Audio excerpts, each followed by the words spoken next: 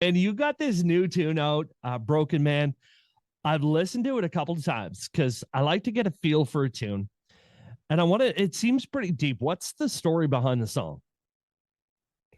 Yeah, this one I brought to a right, and I had just this idea kind of in my head of I had this concept of Broken Man, and I had a little bit of a chorus and verse, just some ideas to bring into a right. And so I had it's funny enough because one of the guys, Reed Isbell, that I wrote it with Reed Isbell and Blake Bollinger. I knew who Reed was because I listened to the Meat Eater podcast, and he was on there with Luke Combs. Um, Him and his brother Dan and Reed Isbell, they do a thing called Brothers Hunt, and yeah, they are basically like Luke Combs, like hunting mentors and partners and stuff. And so they I'm listening to these guys talk about songwriting, and I was like, man, I love these guys' philosophy just on like how they come up with ideas and how they write and all this stuff. And so I was like, Luke's one thing, like obviously like unbelievable writer and just all the above, but I was like, I want to write with one of these guys, and then it ended up being in my schedule. I think it canceled the first time, but the second time we got him. But Never give up. so yeah, and then we got in the room, and me, Reed, and Blake just we clicked just super fast. And like they're just awesome dudes, and they just have great ideas. And so I brought this idea in, and I remember kind of pitched it to them of like, hey, is this kind of the feel that you guys would want to record or not record, write today? And they were like, do you got anything else? I was like, oh, like songs about beer, girls, trucks, like what? And they're like, no, man, we're kidding. Like we love that idea. Yeah. So we chased that, and yeah, I think the idea for Broken Man was just something that I needed to hear Mhm. because the song it's about how like the world that we're in now is so like there's this expectation of perfection Mhm. that we will never reach. And like if you could screw up 10 years ago and people find out, and it's like you're done. And it's not like a trying to bash cancel culture thing. Yeah. Like, there's been a lot of really good things of things coming up from the past. There's been a lot of good from that stuff, but there's also like this crazy expectation now of like if you hit a speed bump and you screw up, like it's not okay. And like we obviously want to do better as people, and I want to be a better man and make good decisions and be on the right track and all that stuff. But like we're human, Yeah. we can't be we're never going to be perfect, and we're always going to screw up here and there. And and so this song is basically about when you do that, we also got to learn to give ourselves a break in those Mhm. moments as well. Of like, you want to learn from it. You don't want to hide and run away from the mistakes and your past, but you want to. The song's about kind of taking it head on and realizing that you can't run away from those things, and to overcome it and grow from it. It's something that you got to take head on. And so, yeah, the song is basically about not trying to run and hide from these things, trying to overcome them, and try to do better next time, but also give yourself a break. And I'm really digging the tune, like I said, and I've listened to it a few times. I have my favorite parts of it. What's your favorite line from the song? Because there's some good ones. Oh man.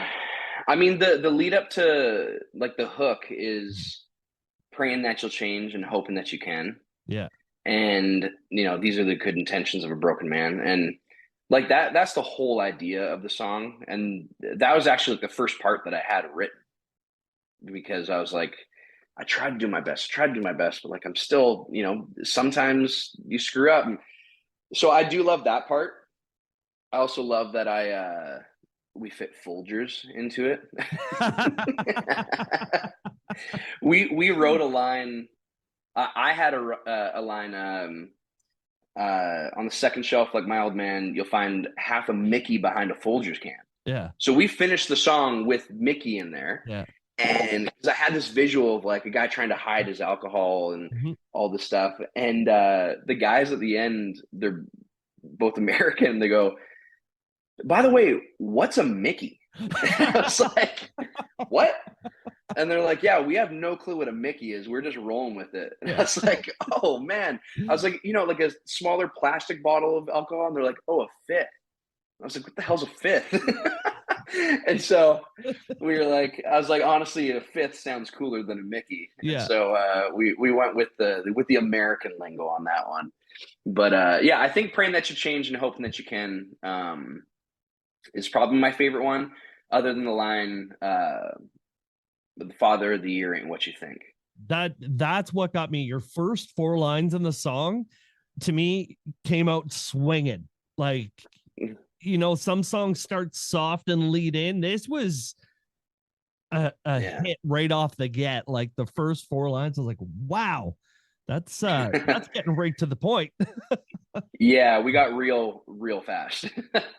And I mean that's what we were hoping too with it is, take it head on right from the start and really bring people into it where it's like, whoa, okay, what's this about?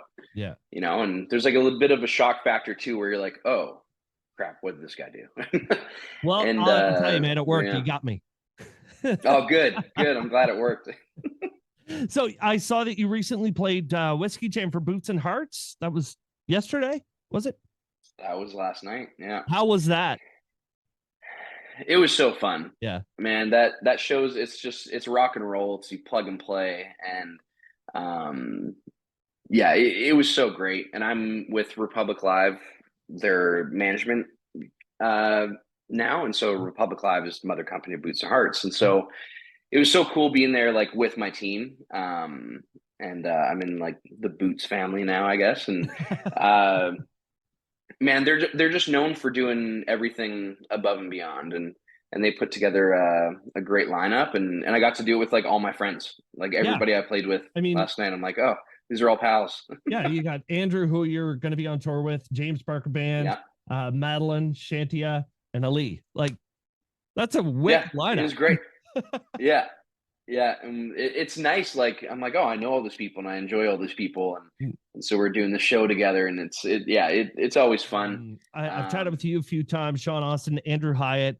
How did you three get together for this country mixtape tour? Because I have a feeling these are going to be wild nights. yeah, my team was trying to figure out what tour we wanted to do for like a year. It was like a Mhm. year in the making of being like, maybe we do this, maybe we do this. And there's a couple ideas floated around. And then like Sean and Andrew also were available and like wanted to be on the road. Mhm. And so all of our agents and teams and everything, got together and we're like, man, should we just be doing this like package thing where it's not like none of us are openers, but none of us are headliners. Like we're all just doing the same show. And yeah, it just worked out perfectly. And all three of us are buddies. And, Mhm. I've known Sean and Andrew for a long time. I think I've known Sean more or longer because like way back in the day when I started like getting into country music and like, well, I've always loved country music, but like getting into playing, I played a couple gigs, guitar with Sean. I think I got fired. I only did two, so I don't think I was very good. I was a better singer and acoustic player than electric guitar, I think. but but yeah, man, we all just wanted to get on the road and wanted to do it together. And the mixtape tour is basically it's a nostalgia thing for us, being like, man, what covers do we want to pull from our childhood of growing Yeah.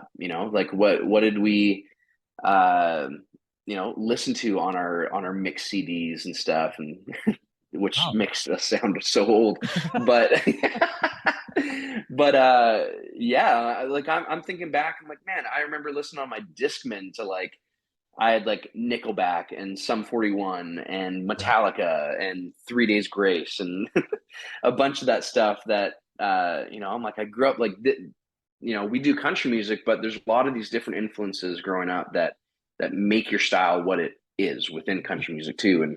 And there's a lot of that stuff that we're like, man, I think we might have to be covering some of this stuff. So it's going to be a fun show. Definitely some beers to be had. That's for sure. A few. Yeah.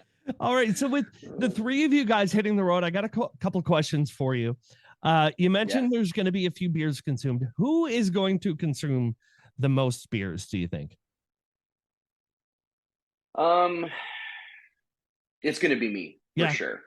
Attaboy. Yeah, I think so. Yeah. I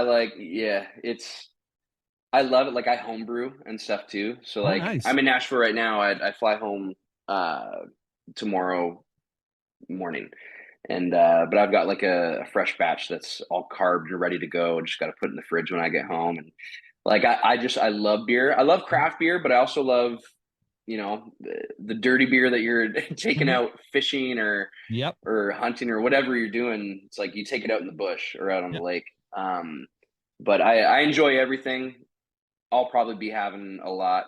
I don't know. We'll see. I know Sean likes to put them back too. So, but he seems like a bit more of I imagine like a bit more of like an old fashioned kind of guy. I think he just seems classier than me. So I'm basically just jealous. Crooner vibe, right? Like he's gonna walk around with a Manhattan or.